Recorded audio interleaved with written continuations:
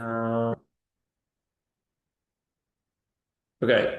Thank you for joining us on St. Patrick's Day. As mentioned earlier, many of you right now could be out there getting blasted, but you guys are here making an investment in your career, right? So, with that said, let's go ahead and talk about tonight's webinar agenda. So, is this just rage bait? Like, what is the job? What is the $775,000 job? That's the first thing we're going to go out there and cover. The second thing that we're going to go ahead and cover for tonight is, are companies really paying 775K plus for this role? What are the responsibilities? What does the transition roadmap actually look like? What are the future predictions on product management? And then last but definitely not least for the night, we will go ahead and get to some live Q&A. Please go ahead and pop in all of your questions into the Q&A box and not in the chat. It'll just make it easier for me to go ahead and navigate this afterwards. But with that said, let's go ahead and get this thing started. So what is the job? So essentially speaking, the position is a growth product manager or sometimes called a storyteller role. Netflix and OpenAI, they are paying rates upwards to $775,000 for this. This is actually by entrepreneur.com. You also have Business Insider. This is the hottest job in tech, writing words. You have also, it's a little bit too small to see, but I have, please opt into the newsletter because I'll be sending in all of the links, the resources. So if you guys want to verify anything, look anything up, please be sure if James can go out there and pop in the newsletter link again. Please opt into the newsletter link. We just popped that in right now. So there was a lot of buzz about this, but nobody really talks about two things, which is what does the role actually entail? And more importantly, in your situation right now, how do you go ahead and actually make that transition? All right. So are companies really hiring for the position? Yes. And to prove it to y'all, we scraped the roles for y'all as proof. The proof is actually, we actually made a list of companies, not just 11 Labs, but GenSpark, Perplexity, 11 Labs, Higgsfield. These are all AI companies, and it really begs the question, is the market doomed or has the market actually changed? And we're making an argument tonight based upon some data that the market has changed because clearly we're going on LinkedIn and we're seeing people actually land roles and we're wondering to ourselves, well, what the hell are we doing wrong, right? Well, you're not doing anything wrong. The market has simply changed, and I'm going to tell you guys how to go ahead and adapt to the market. Next off is, Rich, does the role really pay $775,000 a year? Currently, right now, the head of product communications at Anthropic is paying $400,000 as a starting. And as you can see from their job description right now, we are looking for an exceptional head of product communications to define and drive our product communication strategy across three critical audiences: enterprise customers, developers and startups, and consumer power users. You guys will see this over and over again. Enterprise customers, which are actually companies, developers, so we're talking about software engineers, startups, which are founders, okay, and small and lean teams, and consumer power users. Somebody that can fluently translate complex technical concepts for enterprise buyers, developers, and consumer audiences. I'm going to go ahead and sum it up for you. How do you, all of you right now, including myself, including James, and just the general market, how do we take somebody to and get them to use Anthropic the same way we're using Instagram or Spotify? It is essentially speaking a consumer education role. This is also another role. This was posted up 5 days ago. Come join Pinterest growth product management team. I'm hiring a passionate strategic senior product manager for performance marketing. And this is hashtag product manager, hashtag PM, hashtag growth, performance marketing, career opening. And you'll see actually prior to this person here posting the product manager role over there at Pinterest. And in addition to her being a Pilates instructor, she's also She was also a growth product manager over there at Meta, right? And she was there for about 4 years and 1 month. So lead the product vision and execution for performance marketing, owning outcomes, scalable, efficient growth across paid channels, creating clarity and alignment and prioritization across all of our brands, leveraging, you're going to actually go out there and see storytelling skills. So essentially, like, I don't know, let me know in the chat. Are you guys using Pinterest? I personally, I don't use Pinterest. I'm actually like amazed that, Pinterest was like one of like the top level, like when Facebook was out, but apparently they're making a comeback, right? So good for them. This is actually another role, ChatGPT. 255,000 to 325,000 plus equity for product manager ChatGPT business growth. Your mission is to help millions of people use AI translation. Sam Altman does not give a shit about you training millions of people to use AI, but millions of people use ChatGPT more productive, more collaborative, and more effective at work. Own the full user journey from discovery and purchase to onboarding, team expansion, and long-term retention. Get these people to try it, get these people to use it, get these people to buy it. That's what we need. Okay. So, why does the role pay so well? And what problem are companies hiring you to go ahead and actually solve? Well, let's talk about the actual problem right now. Sometimes it feels like AI is everywhere, but the truth is 7 billion people has never even touched it. Let us know right now, real in the chat, how many of you right now are using Claude? And how many of you would actually rank yourself as a power user? How many of you right now are using like OpenClaw? Or how many of you are using Higgsfield, right? I actually see, so either all of you guys are still getting smashed at like, O'Hara's bar, or like, can I get some engagement back from y'all? This is ultimately like for you guys. Like, give me some responses here. Oh, Tamar, you bet. Who else? Anybody else? No? Yes? No? Yes? Claude? Okay, how many people would consider themselves like a power user? Okay, Ganesh, he's a power user of Claude, right? The Google Suite. Okay, perfect. Now I'm getting some engagement. How many of you guys are actually paying for this shit? My guess is probably not a whole lot of you. Right? My guess, like in the vast market, trying to pull 20 bucks out of somebody, very difficult. And that's actually one of the big problems here is what have companies tried and why companies have actually failed. They've given out free online courses, right? And to be honest, most of them suck. Okay. NVIDIA has their batch of free online courses. You can go out there and build RAG agents with LLMs, right? All of that knowledge is out there. And the reality is, for those of you who know us, if these courses were effective, James and I would be out of business. That's just the truth. They don't really make it usable for the end user because we are learning all of these new models ourselves. And I can tell you every single time there's a new product launch, we are also trying to figure it out, and they're not very good. Like 11 Labs here, how am I going to learn how to put together a voice AI agent looking at this homie's face? It's not even like a visual. The only visual I got's an 11 Labs t-shirt, right? You know, but most of the free courses on company websites and YouTube are horrible.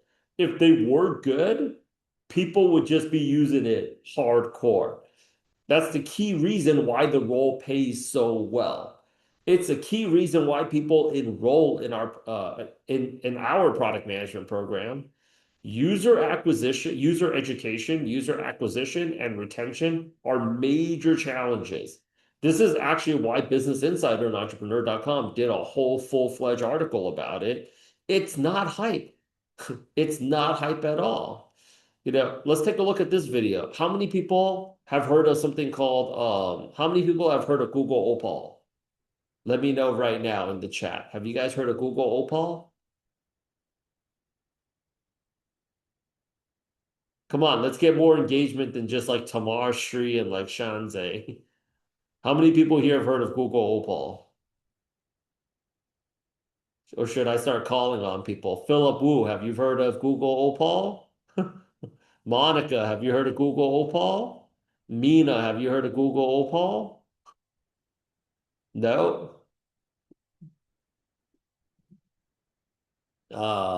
Let's see. I've heard of Google Opal. No. Okay. Isha, have you heard of Google Opal? Not engaged with it, right? Okay. And yet we have a senior product manager from Google Labs named Megan Lee who's giving out product demos. This was a 20-minute product demo. I can tell you this, James and I have probably watched this more than 20 times. We still don't know how to fuck to use Google Opal. Okay. So, and I think we're reasonably intelligent human beings here, but they're not very good. So why have companies fail? So right now, everybody thinks that the market, there's a lot of doomerism going on. A lot of people are thinking that the market right now is just really, really, really, really bad. No, I can tell you this. The market simply has shifted. We'll prove it to you guys right now. If you go over to our YouTube channel, you will go ahead and see, like we just put up this testimonial 2 minutes ago, how I landed a remote head of digital product manager job in 2026. You will go ahead and see how somebody transitioned from James here, finance into fintech product management over there, Capital One, 90 days, sales to product management, 17 interviews a week, 250% pay bump, multiple offers within 6 weeks. How I landed a product manager job for with an H1 visa in 2026. How we actually helped somebody achieve success in the UK. How I've landed a product manager job in 100 days at PG&E, AWS product manager. How I landed a product manager job in 4 months from Canada. The list goes on, and we can go out there and keep on flexing. How I landed a product manager job in 43 days, 60 days at Fidelity, which is why, if you guys are interested in learning how it is that we do it for our students, and we can talk about that, to schedule a call with us. We'd love to tell you more about our upcoming cohort, our upcoming agentic product manager cohort. But how I landed an Amazon product manager job on an H-1B visa. I think we should really add the fact on an H-1B visa under the current administration. Not easy, but I can tell you guys this. There's product management before 2022, and then there's product management after 2022. Before 2022, you're talking about development cycles were anywhere between 8 to 13-month development cycles. You had 8 to 13 months to kind of plan, educate, iterate. Now you can chop that freaking cycle down from 8 weeks down to 8 days. I know this because for those of you who don't know me, my name is Rich. I'm the founder of Product Gym, one of the co-founders here over at Tech Careers. And I can tell you, well, that's another testimonial that we actually just put up right now, right? I can tell you, I started off my career in recruiting back in 2014, and I was a part of two product management recruiting teams for the top three largest agencies, tech recruiting agencies in the country. And I'll go ahead and tell you this. Before 2014, if you weren't a software engineer, you stood no chance getting a product manager job. After 2014, they started really experimenting with people that came out from a non-technical background, MBA grads, investment banking analysts, management consultants, because hiring teams only really needed to go out there and to have a product manager do three things that they felt like software engineers were horrible at: communicate with stakeholders and investors. How long is it going to take for us to build this out? How much is it going to cost for us to build it out? And how much money can we expect to get in return? Three questions that software engineers did not want to answer. That's why you needed a product manager, which was, how much is this going to fucking cost? How long is this going to fucking take? And how much money can we expect to fucking make? Right? So during that time, it was cool because it took about 8 to 13 months. Software engineers would sometimes go out there and install. And you had time to go out there and educate the market. You had time to go out there and actually research the market. You had time to go out there and actually start teasing that this product is coming out. Right now, products are, can I get an agreement from you guys? Products are being dropped, released, launched faster than you can even keep up with as a consumer. It's just a fact, right? So every single time a new product drops, like, oh, have you heard this drop, this dropped? It's like, what? Well, I'm still working on the last version of it. It's moving extremely, extremely fast. So this is why companies, okay, when we're talking about why have companies failed to generate more revenue from AI, is that most of you aren't using these products. You have absolutely no idea how they work. You have no idea what they do. You sure as hell ain't paying for it. The vast majority of you are not. And you need more time because people, generally speaking, hate change. I'll go out there and reference a story that's actually being used in growth a lot. Nescafe took 15 to 20 years to break into the Japanese market because they actually realized something. If you don't have an emotional connection with the product, you aren't going to use it, you're not going to buy it, and you'll definitely not eat or drink it. And this is actually why they need storytellers to actually come through. And these are key fundamental challenges that didn't just happen only in the 1970s. It's happening right now as well. Warner Brothers acquisition. Do you guys want to know why Netflix and Paramount fought so hard to try to go ahead and get Warner Brothers? Because they have all these characters that we resonate with growing up. People love that nostalgia. If we don't form an emotional connection with something, we just don't see ourselves actually using it. And that's been a big challenge in converting revenue. So this is actually why the role pays this well. You have three major objectives: attract the users to try and subscribe to the product, but that's not enough. You got to also go ahead and try to keep and retain the users on the product. Last year, this time, March, who was wearing the crown? OpenAI's ChatGPT. This year, they're not even really a part of the conversation. Right now, Claude is dominating. In about 3 months' time, who knows? Anybody can go out there and take it. But the third objective is actually monetizing from free users into paid subscribers really requires that people are power users in this market, and a lot of people, unfortunately, are not. So, recap: what is the role? It is a growth product manager role. Anthropic calls it product communications, but every company calls it something different. You can call it a go-to market product manager. You can call it a growth product manager. You can call it a product marketing manager in a lot of cases. There's a merging of these two responsibilities, and you can call it also performance marketing product manager, right? Compensation for this ranges anywhere between $300,000 to $1 million plus. This is a results-driven annual total compensation package.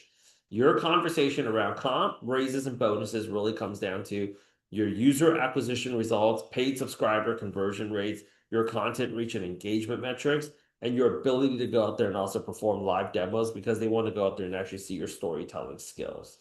So, okay, Rich, what's the step-by-step playbook into transitioning into this growth product management role? Well, I'll go ahead and tell you from the very, very top, you want to create something called a Hot 100 list.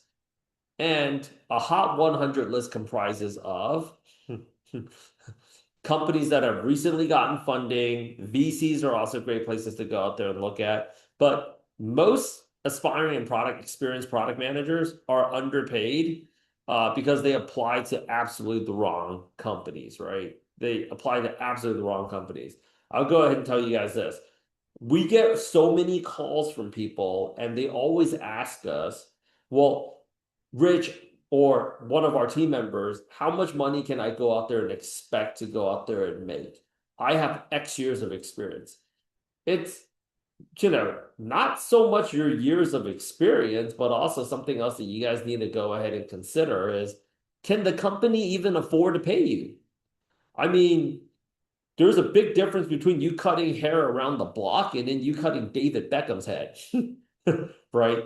If the company's flush, those conversations, they're not as they're not as stressful to go out there and have with the company.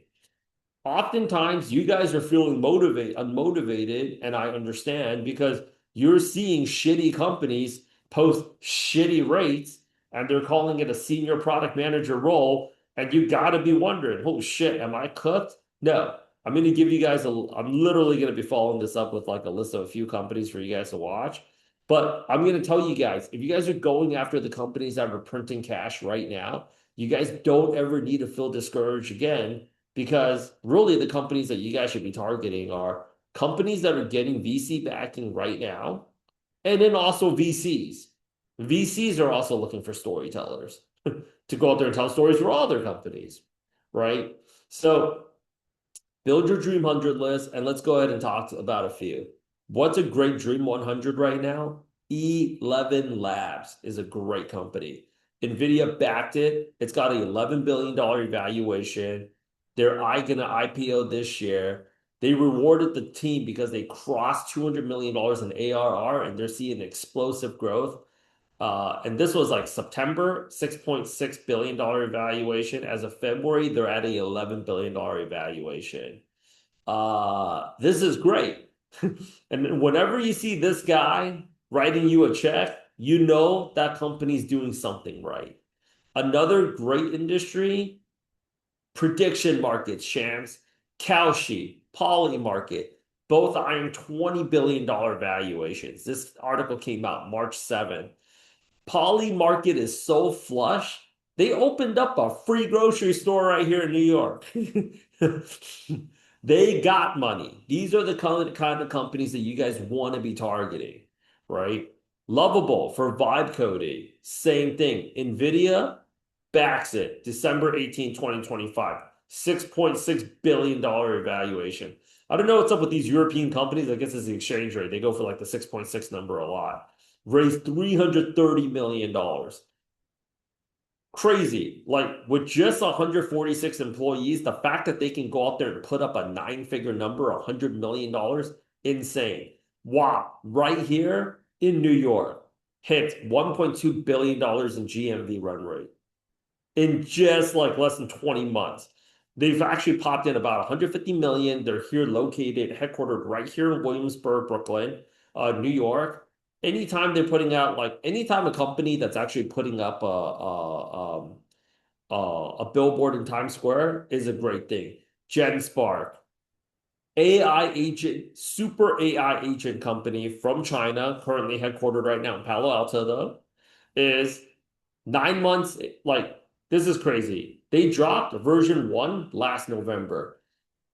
Workspace number 2.0 shipped in January. Workspace 3.0 just dropped on Monday. 9 months in, 100 million. 10 months in, 155 million. 11 months in, 200 million. Champs? But how many of you guys here have heard of GenSpark? Come on, people. Talk to me. I can't see your eyeballs. Okay, but that's the problem. This is actually why you guys need to be scheduling a call, talk about getting into our community. Have well, we got more. We got a whole bag of companies, actually close to like 500. Alex, $20 million Series A is going to go out there and completely replace we've raised $20 million to help AI hire more human beings. They are looking to go out there and cook every freaking recruiter in the marketplace. We've actually had some of the students that are in our program already interview with an AI recruiter on the job already, and it's actually Alex. Okay.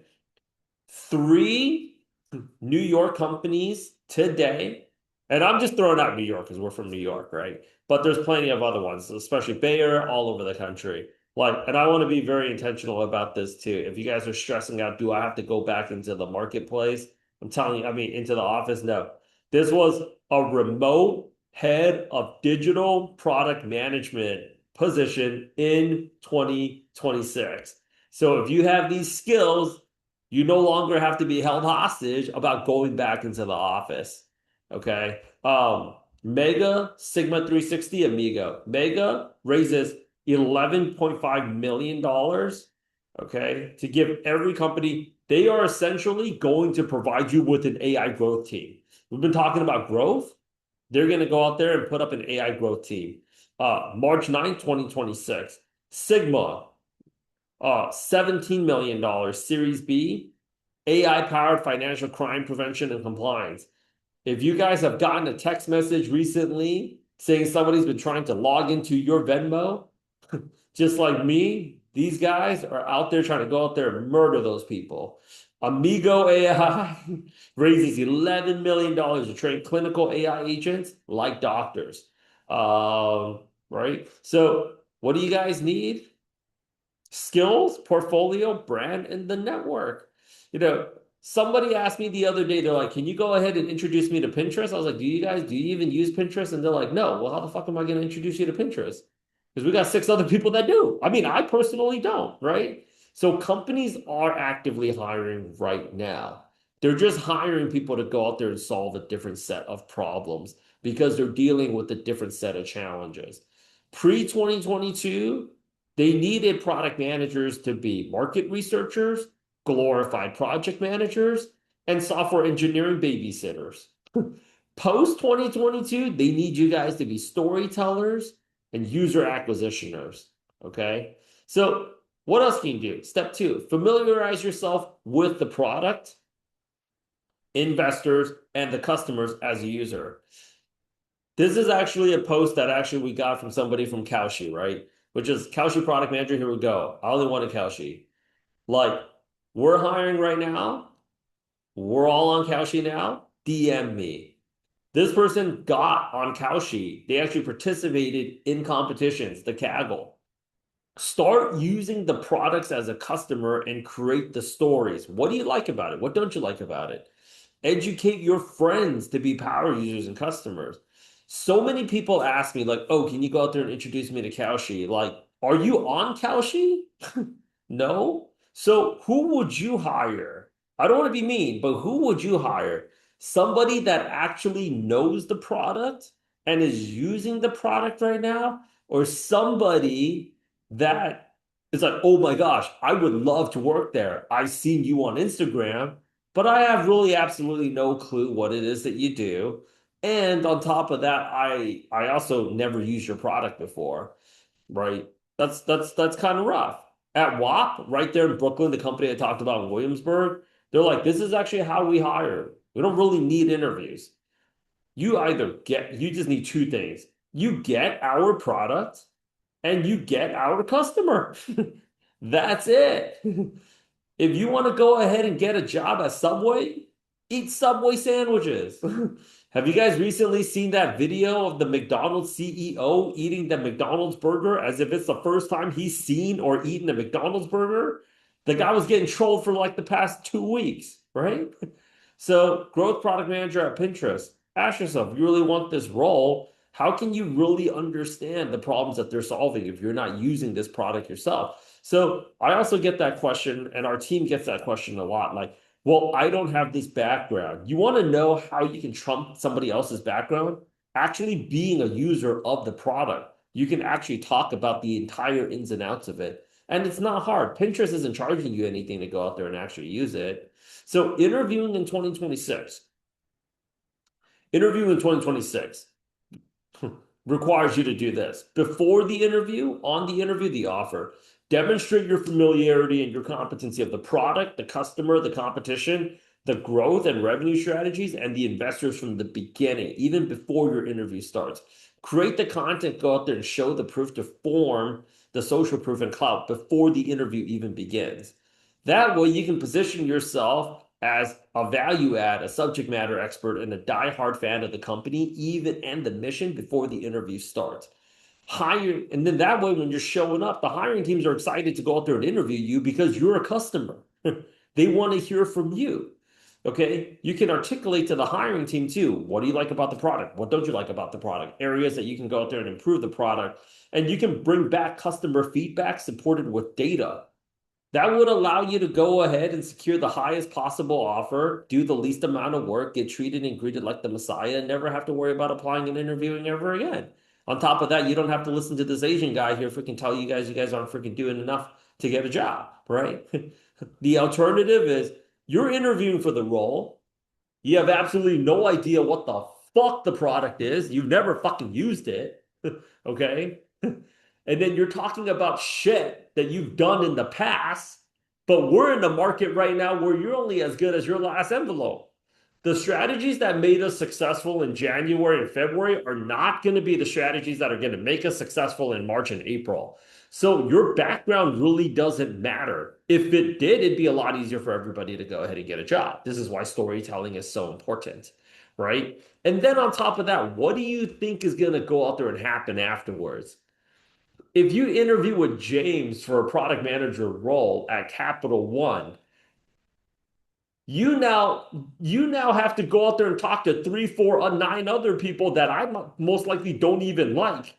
Hope that they're gonna like you, and then start the job after your 30-day onboarding. And then once we do your performance review, 45 to 90 days later, we're gonna find out whether or not you're a liar. Versus right now, you can demonstrate, you can actually show people that you actually have the competency from the very beginning because you actually understand the storytelling aspect of actually getting the job, right? This is the head of growth over there at Lovable. Prior to this, she was an advisor at Redis, Reforge, Vimeo, 20 VC. Okay. They are actively, you want to know why Lovable has been so successful at getting a $6.6 billion valuation? They are actively showing how they are monetizing.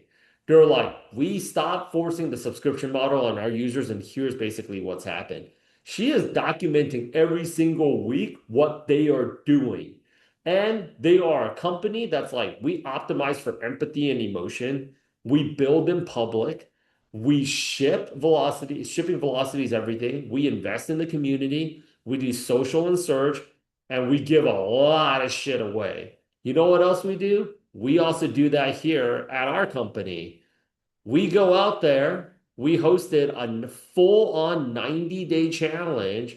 This is day 70 of the product manager job hunt, and you actually see the students that are actually enrolled.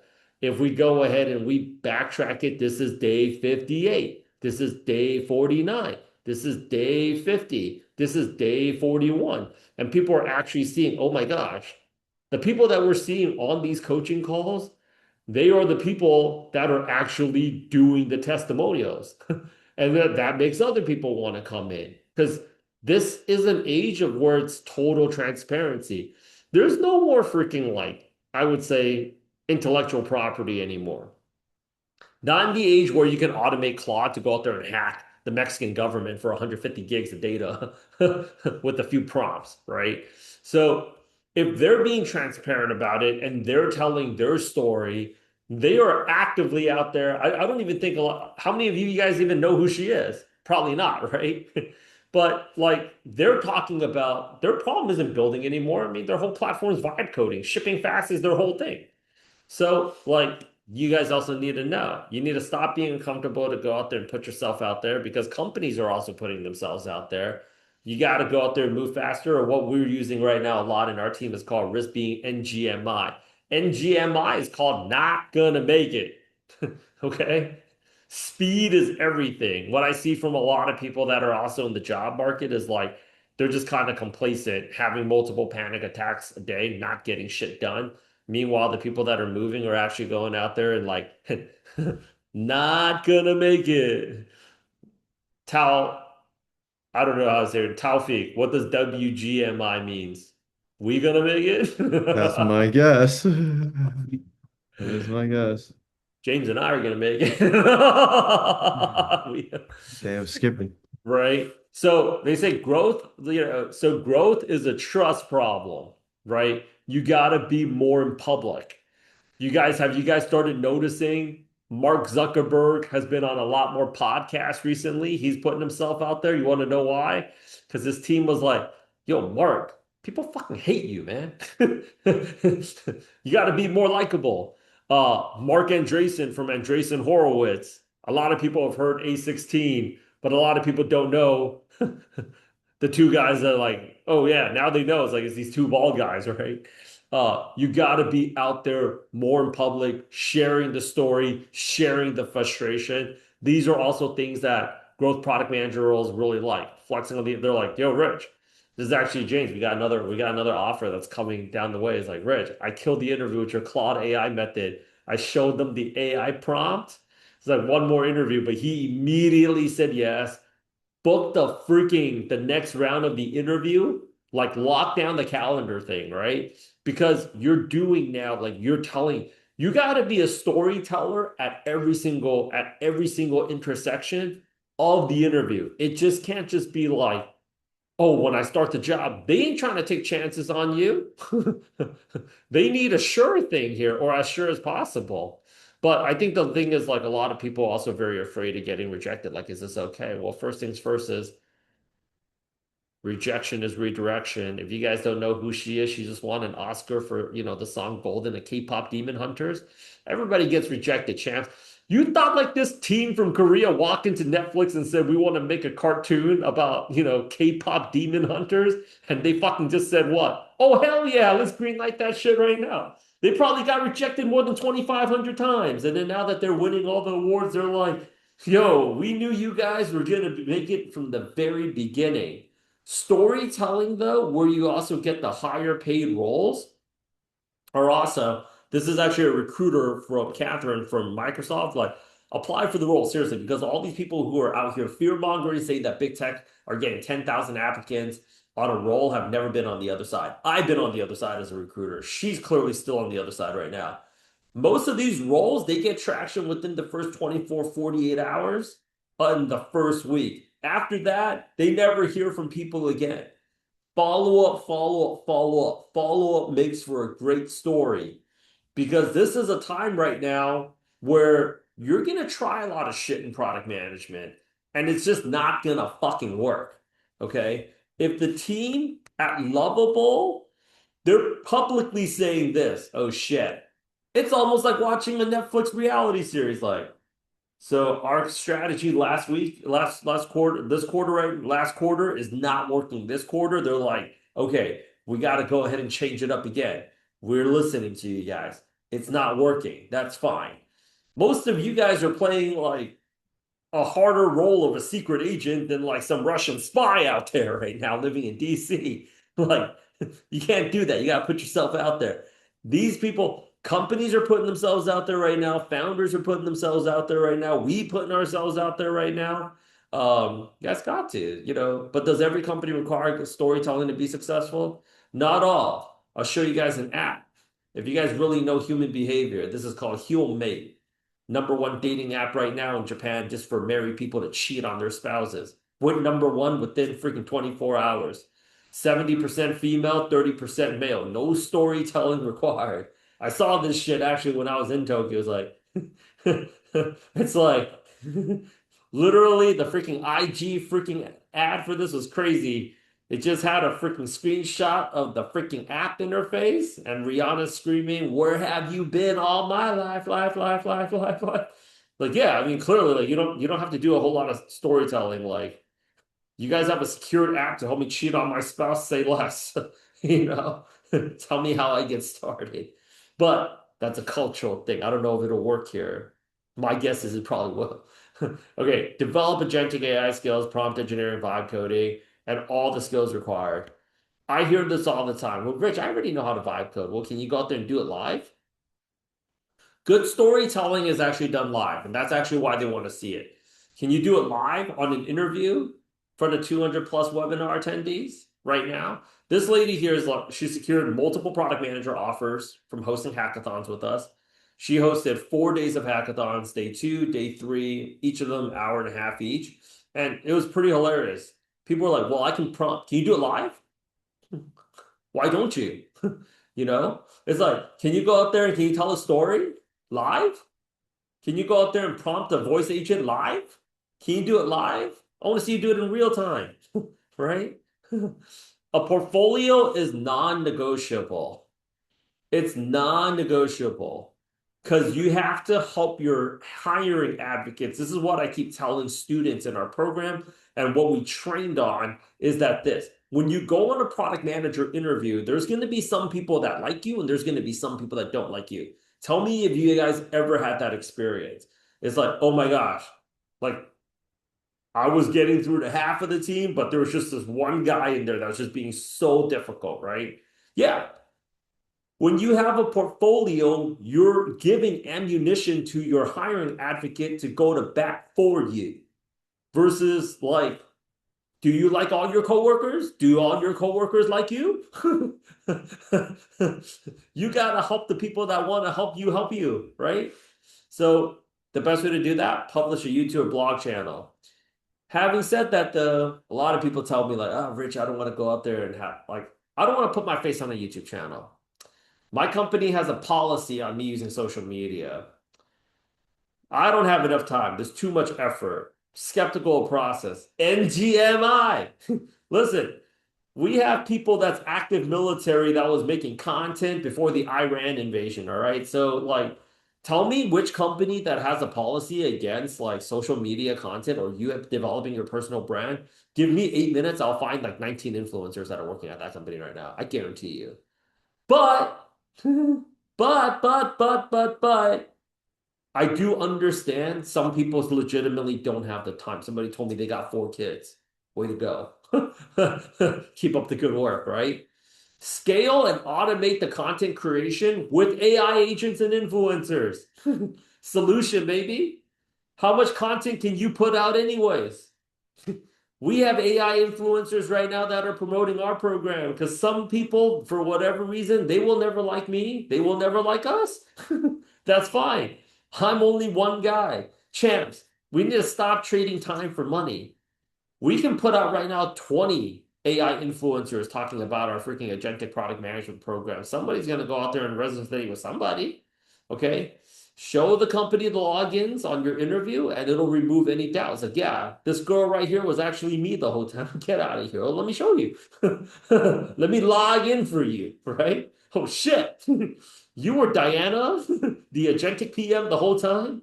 And Diana's not even real. You know? Create a faceless YouTube channel, faceless Instagram channel. We can actually have this in multiple languages. You can actually go out there and flex. We the eighth biggest AI product management influencer in the Portuguese language, and we don't even speak Portuguese. 11 Labs makes it possible for y'all right now. The technology is here. Wouldn't you rather have this shit run on autopilot anyways? But I will have to go out there and say this. The reason why more companies want influencers is there is something called, and I have all the links. That's why if you guys have not gotten onto the newsletter, get on the newsletter right now. More importantly, schedule a call because we're about to increase rates. Schedule a call. Get on the newsletter. Companies love influencers because employee shared content gets you 561% more reach than just brand channels alone. When somebody that's working at Trader Joe's is making content saying day in the life of Trader Joe's, that gets more buy-in than Trader Joe's putting out ads. Okay. But Trader Joe's doesn't really need to do that because I don't know anybody that doesn't like Trader Joe's. Okay. It retain, but when you're putting out content out there, let me tell you guys something that's going to be immediate benefits for y'all, right? Number one, you retain the information so much better. There's one thing like, I know how to prompt, but when I'm doing it in front of all of you guys live, when I'm actually prompting out live the Claude Cowork and all that other shit, and I'm doing an 11 Labs demo live, it's a whole different animal. I'll freaking tell you guys that it's a whole nother animal. It's not even the same animal when I'm doing it on a recording, but you're talking about it live? This is live right now, right? It's live. Okay. It's a different animal. It improves your storytelling and interview skills. Most people like to think, and I was a recruiter before that, oh my gosh, yeah, I do good when I'm on the interview. No, you don't, because your rejection rate is extremely high. And nobody wants to tell you why you really got rejected because the last thing they want is anybody writing a Reddit blog about, like, I can't believe they rejected me because of. But most of your interview skills could be better, right? It demonstrates that you're going 0 to 1. It helps establish your social media following. Brands see you as a source of distribution. And future coworkers love it because you're doing something they're not going to do. All these AI product demos right now are being done by product managers. You think anybody wants to fucking do it? If you're going in there, they're just going to be like, oh shit, they've been hounding me on creating YouTube content for months and I don't want to do it. Monica here is going to do it, or Philip here is going to go ahead and do it, right? Or Tamar's going to go out there and do it. And it helps avoid being laid off. When you're an influencer with the business, it puts you at a certain light. And even the influencers that get laid off, you want to know what kind of content they're not making? They're not making content about how freaking brutal the job market is because they don't need a job anymore. Expand your brand by tagging the growth team members and companies on social media profiles. This guy was Asian Mike. He vibe coded. he vibe coded. He vibe coded a DocuSign, and this is actually why, like, he vibe coded a DocuSign, and this is actually the hilarious thing, right? Is DocuSign sent them a cease and desist letter. You know what? He got a shout out from the actual hiring team, from the actual team like at Lovable, and they flew him out to Stockholm, which is for those of you guys that don't know, Lovable is a Swedish company. And like imagine showing up to the interview and they're like, "Do you know? Do you know how to use Lovable or do you know how to use Claude?" And you guys take a photo with like Dario out there, right? But here's the craziest thing is nobody's actually safe because after that shit came out, I'll tell you guys something else. This thing also came out. Somebody vibe coded a Lovable clone with Claude. So anybody can get got in this market. There's no such thing as safety, right? And they did it live in 75 minutes. Subscribe to the newsletter. We're going to send out all the links for you guys to go out there and reference. Okay.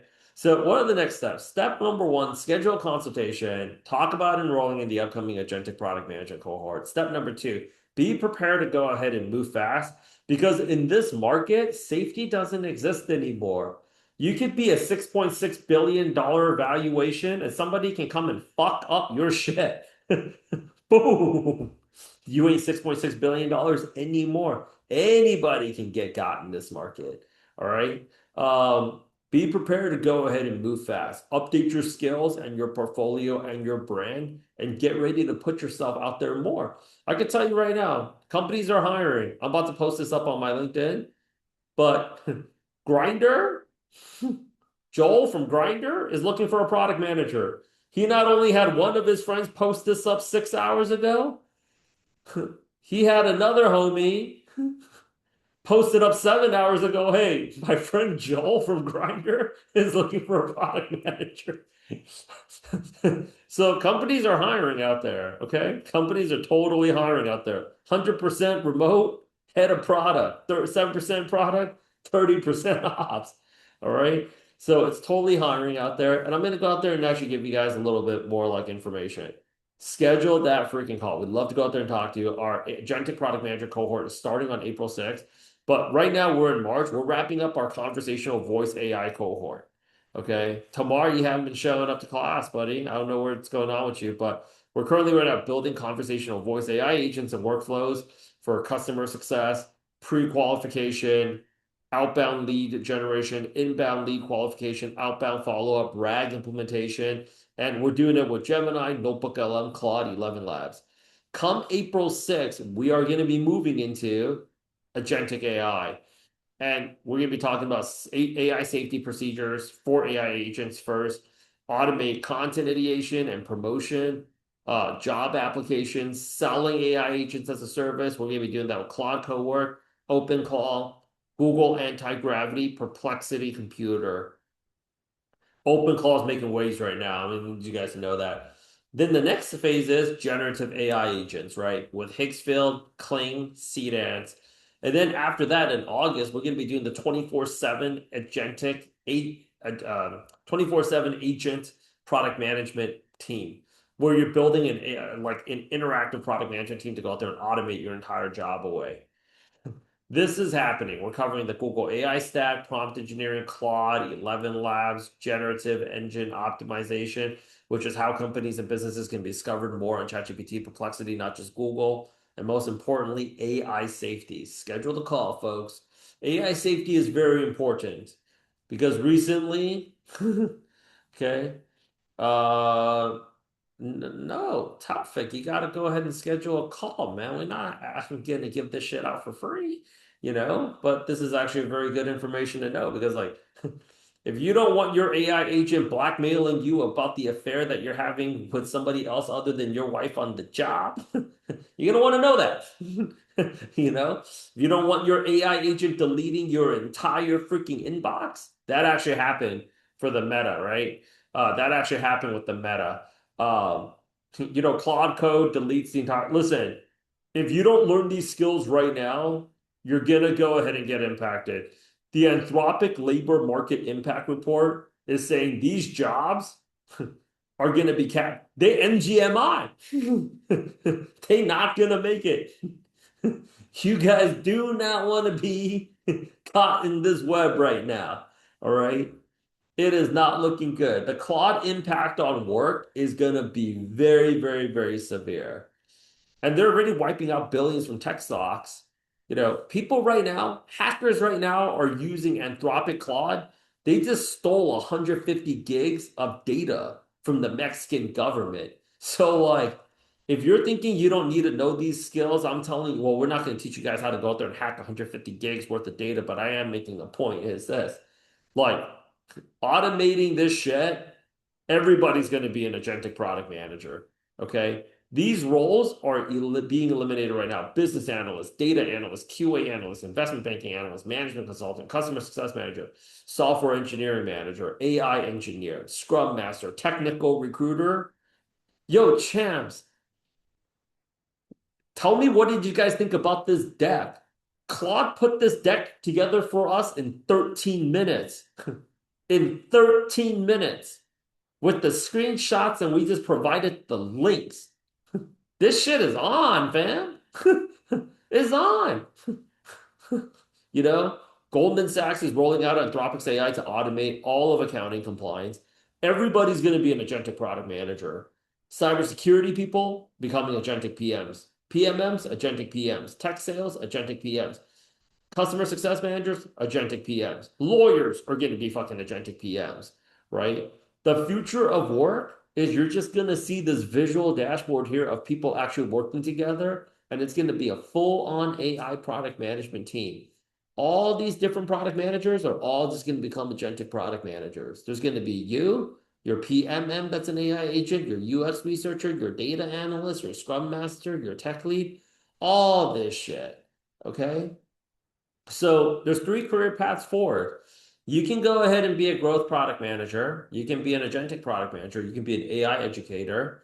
But the reality is, you guys should be all three. We have people right now that are taking what it is that we've learned in class and they're making money teaching it. We have people right now that are automating dating app swiping. We have people that have taken our program that are teaching their kids how to go ahead and do it.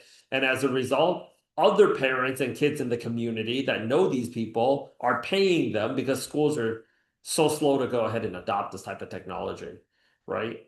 In the time that I have right now, I give you guys a lot of information. There's been a lot of change, but a lot has happened in the world, right? And I really appreciate everybody for hanging out too. But like, um, whatchamacallit, like I'm gonna go out there and actually answer the questions right now. Give me a quick second here. Yeah, I think I see one question up who it looks like an anonymous question put up, and I think Taufik just put on one as well. So we can How start do with the first you, question. okay, I don't know who asked this question because we would love to go out there and chat with you. How do you Yeah. use the product which is paid and way too expensive to buy and try? Can you give me an example of that product so I could tell you how you can do it for that product? Raise your hand if you're the person that asked this question. Medical device. Okay, you got anything that's like more specific? Well, I could actually go out there and give you guys an example, right? So we recently had, give me a second. Has anybody here heard of Harvey AI? Has anybody here heard of Harvey AI? Give me a second. Yeah. Law firm AI. Okay, so we recently had somebody that interviewed with this company that's a part of the program. And this is enterprise software. They're selling it right now directly. They're selling it directly right now to they're selling it directly to law firms. Law firms have money, right? And they're also epic savages. So what you can go ahead and do in this particular situation is you're not going to buy Harvey AI, but what you can go ahead and do is you can go and schedule a call with Harvey AI for a product demo. And you can also go ahead and research who are the competitors of Harvey AI and talk about like why there's this need out there. It would give you infinitely more clout than it would give you infinitely more clout than I would say like somebody that doesn't know anything about the business. Also, I don't know any product manager or anybody that doesn't have a friend or two that's a lawyer. Mhm. So you can always just go ahead and talk to a few of your lawyer friends and ask them, like, would you ever consider using this? Like, what are some of the use cases, right? Yeah, tons that you can Yeah. go out there and do. James? Yeah, I think that's a yeah, I mean, it sounds like it's a very unique space that you're exploring, whoever it was. Obviously, if you're trying to test like innovative prototypes, right? Like it can be costly, but tech marketing will hire for product managers. How do you demonstrate your knowledge of the product if you can't use it? Well, I mean, and this is a very like unique domain. I actually come from a bit of a hardware background myself, right?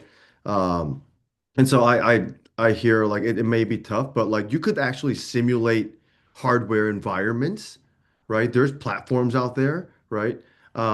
Maybe describe the product to the best of your ability to an AI and say like, hey, let me simulate an interaction based on what's available publicly.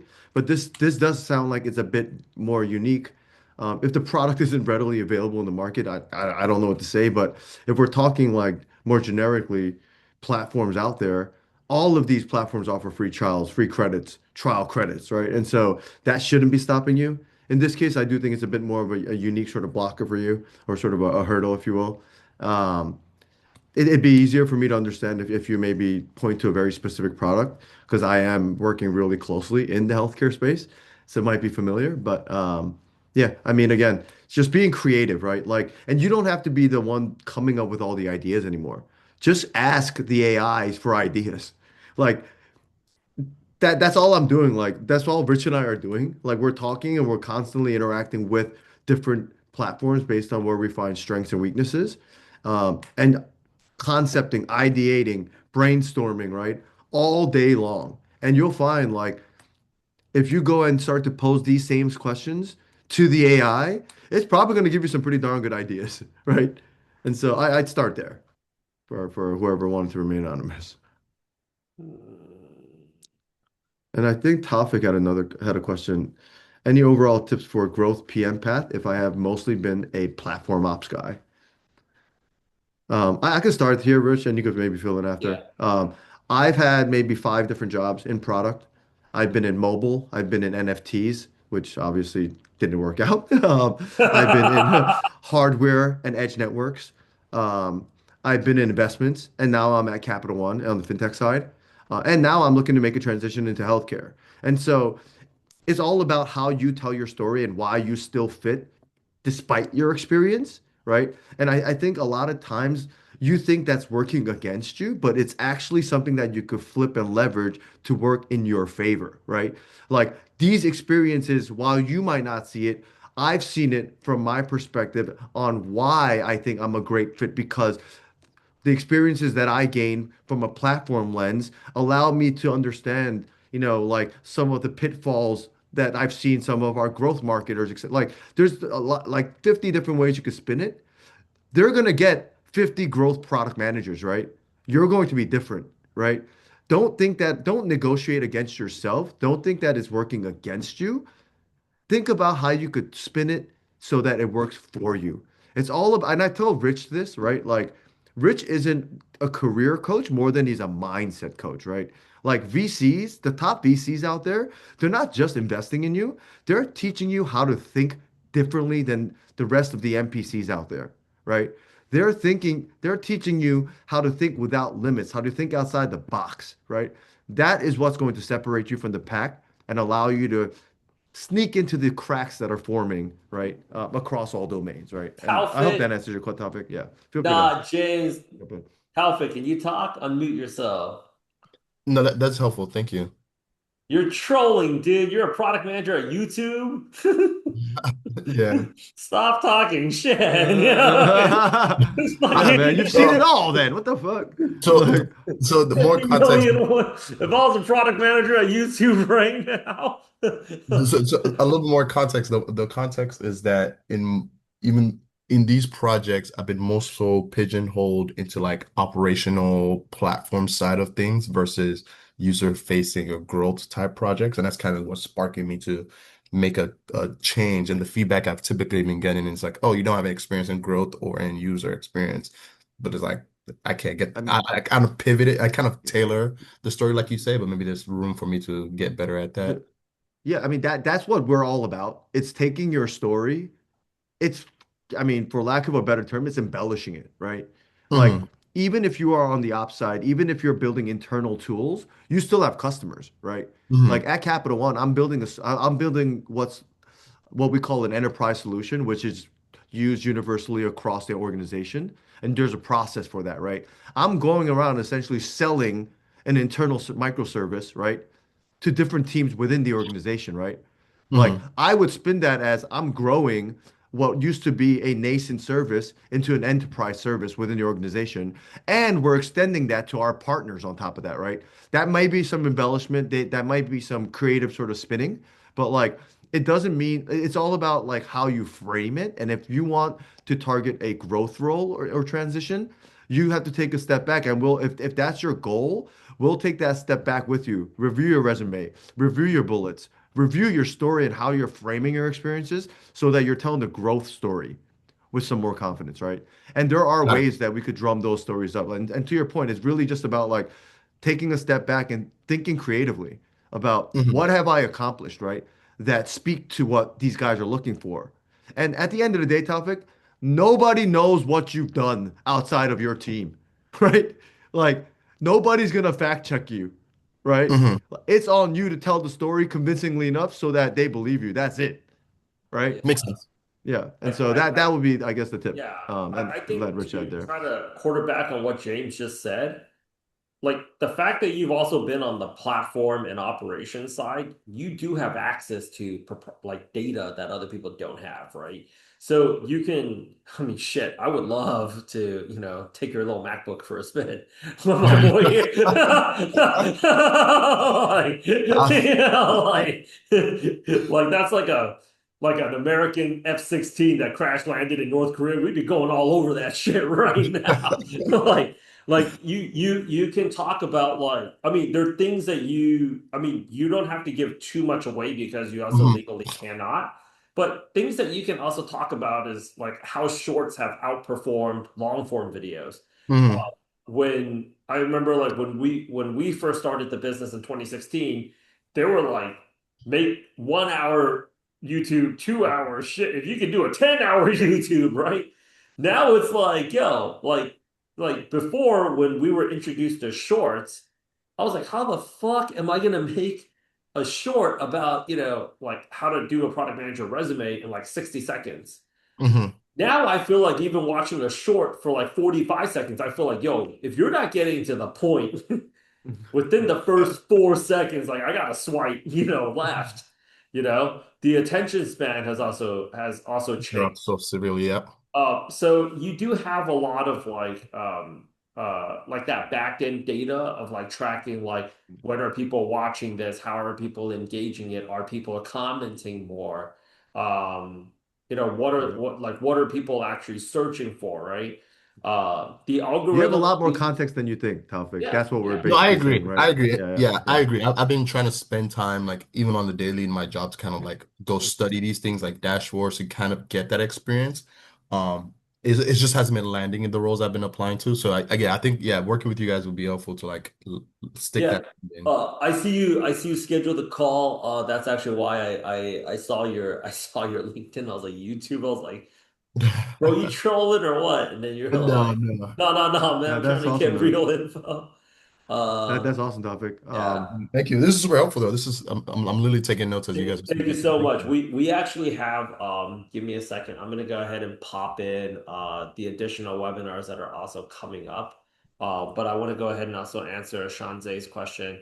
Yeah. Yeah. Sean's, And am it's I, yeah, Shanzai. Yeah, yeah. you could start popping those in and Shanzai. It's essentially the same thing, right? Like there isn't a one size fits all approach. It's about you going back on your experiences, thinking about what you can speak to confidently, and that comes with practice, that comes with planning, that comes with strategy, right? That comes with some creativity, right? Like, I don't know what your experiences specifically are, but I know that like my experiences in the field working with hardware and like software and sort of like physical and virtual networks, I've been able to spin into like I understand enterprise systems while I have zero enterprise experience, right? And so again, it's really about being creative, right? And that's where I think one of our strengths are is really helping you drum up that story. Anything Yeah. you want to add there, Sensei? I know Yeah. it Okay, looks like yeah, yeah, no, no, that was kind of what I was getting at. I feel like I can tell that story of like being able to succeed in a growth product manager role, but I'm even struggling with getting that initial interview to be able to flex those skills and tell that story. yeah, Um, so yeah, just yeah, curious about how to even get yeah. those No, initial no. I mean, you interviews. apply though that same idea of when you're creating these stories. That will also craft new bullets, right? Like your bullets might be specific to, say, I don't know, a project role or sort of like an infrastructure role, for example, right? Mhm. How do you like literally do a refresh of the resume, which is effectively your initial bait, right? And Right. that's what we start with, especially understanding your goals, reviewing your LinkedIn and your resume because that is your public facing profile in the business ecosystem, right? Or the professional ecosystem.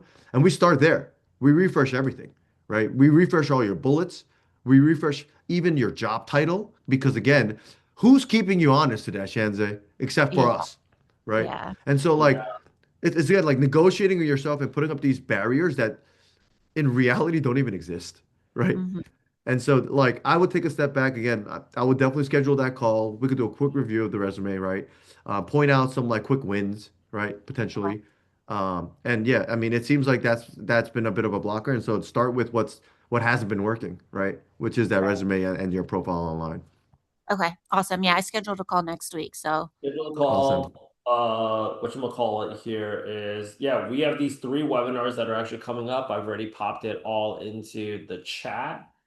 But like to go ahead and piggyback, Shadze, are you currently an Amazon product manager right now? yeah, I'm in AWS right now. There we go. So as you can go out there and see, we've actually helped people move into Amazon in a few different capacities, right?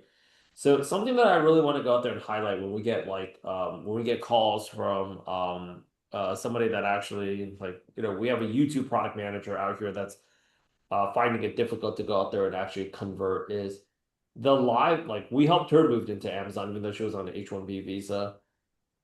The thing that people really need to get across is right now your communication skills, they need to go ahead and actually see you demo something.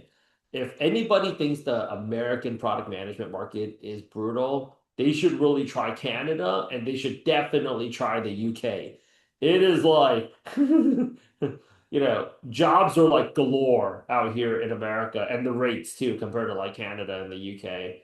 But how we've helped this gentleman actually here move is like actually getting him to do he did an actual demo where this is actually the same guy whose name is Kai right here. And he actually demoed like in 13 minutes how he built a custom GPT on ChatGPT.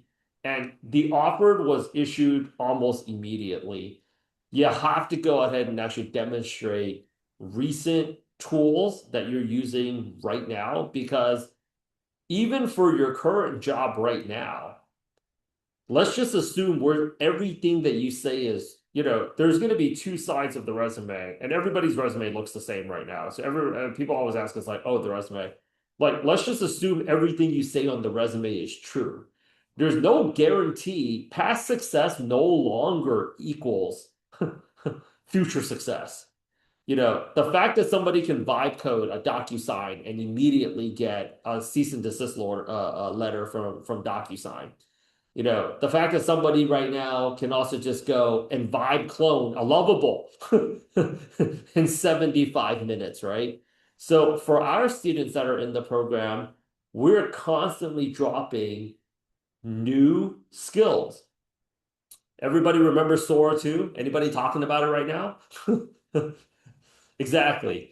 If you're not demonstrating what's new in the marketplace, and I'll tell you right now, Claude Cowork is kind of like all of the rage. But the next ones that we're gonna go ahead and see is actually gonna be OpenClaw. We're getting a lot of hype around that. 11 Labs, we're getting a lot of hype around that. Manus, we're getting a lot of hype around that. Google Anti-Gravity.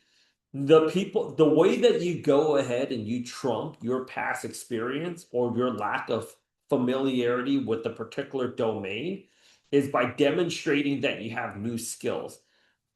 So when the hiring manager, and when you go into an interview, I'll tell you guys this right now. When we were in recruiting, we were always trained you will always have three types of people. You will have number one, your hiring advocates. These are the people that just they like you, they vibe with you. Maybe you guys went to the same school. Maybe you guys come from the same background. Whatever, personal interests, right? There will be the people that just don't give a shit because they just want to get the interview over with so they can go back to doing their job. And then you're gonna have the people that are like, I don't know about Shanze. And there's a few reasons for that. Number one, they feel like you're not legitimately qualified, which could be a valid blocker. Number two, they got somebody else in mind that's a friend that they would rather bring in. Or number three, they just also they kind of feel like, well, I could do that job. The company should just give me more money and then I just do that job. I don't know what we're even interviewing for that role in the first place. Those are also all valid blockers. You want to know how you overcome all of those problems. There's also one more problem that a lot of people on this call here may not have even factored, but because I come from a recruiting background, I'm in a unique position to actually speak on it, is the challenges that companies are working on are constantly changing. So you guys, right now, we have a YouTube product manager on the call. We have an AWS product manager on the call. Doesn't it feel like every 3 days you guys are doing something new? It's like, hey team, I got a Capital One PM on the call right now too. All right, team. So we're going in a new direction, right? So the only way you trump that is when they see a very diverse portfolio. The competition right now is somebody's like, well, I already know Lovable. How the fuck do I know you know that? We have people schedule a call with us and they're like, I have a Lovable website. That was updated like what? 8 months ago? Have you dropped anything else new since? So you constantly have to keep your portfolio fresh and up to date. Ideally, with AI tools that the company has never even heard of before. Because now they see you as an AI educator. You're going to have to be three things to get a job in this market. You're going to have to be the storyteller. You're going to have to be the agentic maestro, and you have to be an AI educator. You're going to have to be, and it's everything everywhere all at once. You know, this market is moving faster than you can say cappuccino, and anybody that's not freaking going to get on top of it, it's just going to be MGMI. This is the truth. Like, because, we pay $10,000 a year to DocuSign. Some product manager out there decided to vibe code that guy in one weekend, and they spent $53 on credits. If you're thinking anybody's safe, nobody is. I don't mean to say that to scare anybody, but like one of the key traits for all CEO coaches in tech, you know what the number one rule is? Stay paranoid. There's like a legendary CEO coach. He was the mentor for Steve Jobs, Elon Musk, Mark Zuckerberg. So if you guys think those guys sleep at night all warm and fuzzy, no. Jensen Huang says it all the time. Oh, I sleep every night like a baby. I wake up every 2 hours crying. So, so like that feeling that you're feeling like it never ends. It never ends. Okay. Yeah, but that's actually why investing in the community is so important because the other thing here is like when you're attached to a very strong program, you're also in a community of other individuals that are willing to invest in such a strong community. Because I see in tech, you guys are always left out. Here in New York, entertainment, you're always networking. Fashion, that's practically your entire job. The finance bros, they travel in packs. For whatever reason, tech feels like they're special. I don't want to talk to anybody. I don't really want to know anybody. I just want to go out there and work from home. And then when they see like a Pinterest product manager referral, they're like, can you refer me? Number one, you're not using the product. Number two, you got no portfolio. Your skills are dramatically up to date, out of date, and I don't freaking know you. But for some reason, I'm gonna go out there and stop eating my cup of noodle right now and like get you in front of the freaking this Pilates instructor in San Francisco. You know? You know? Meanwhile, let's just say me and Taufik has been boys for the last 8 years. I mean, it's kind of hard for me to justify it, right? So I appreciate everybody. James and I appreciate everybody for coming out. Let me see here. Let's just go out there and do one more round for anybody that did not skip. Our next cohort is starting on, and I want to go out there and just reiterate this for everybody that made it out tonight. Our next cohort is starting on April 6th, and you guys can go ahead and think about it essentially as the last uh bu- bu- bu- bu- bu- as the last cohort, product management cohort that you're basically going to ever need to go ahead and enroll in because we are covering all of these challenges. Right now, companies are interested very much in voice because if you can automate their whole customer success team, if you can automate their sales team, if you can, and 11 labs, clearly $6.6 billion to $11 billion evaluation in like less than 120 days, they're clearly doing something right, right? If you guys have that underneath your belt, you're going to be hot. But the next part is agentic product management. The only reason why AI agents aren't moving faster is because of safety, and we're going to get you guys covered. We're going to make sure everybody's AI agents are sandboxed. So anybody that's having an affair with anybody at work, with their rock climbing instructor, you know, hey, we're in wartime product management, long hours, we get it. But like open call, all of this. Google anti-gravity perplexity computer, we're covering that in May and in June. The generative AI agents, where we're going to be having conversations with other team members that are going to be as real as the one that you guys are having with me and James right now. That one's going to be in July and August. But the next thing that companies are going to want to go ahead and do is automate all of your stakeholders away. The product managers that know how to put that all together, you guys are going to be in the safest spots. But like the skills development requirements from now until like I don't even know how much more crazy this market can get. It's just going to be endless. Other things that we're going to be dropping is also the blockchain and the crypto product management curriculum as well. You guys are going to want to stick around for that. As of right now, we're throwing all of that into a bundle. Starting in April, we'll be marketing and selling all of them a la carte. So schedule the consultation with us if you guys have not already. But as you guys can go out there and see, the main takeaways that I wanted to go out there and give everybody here tonight was this. If you're feeling scared and you're feeling confused and you're feeling overwhelmed, we want you to know you're not alone. We're here with you. The market isn't brutal. The market has simply just changed.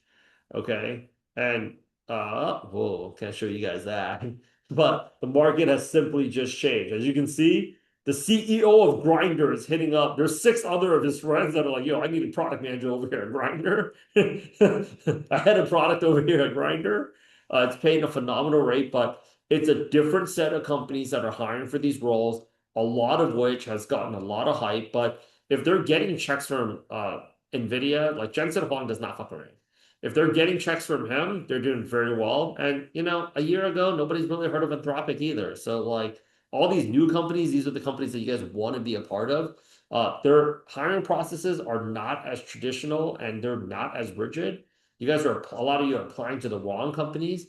All we need for you guys to go ahead and do is update your skills to what's relevant that the companies want. And let me go out there and be very specific about something.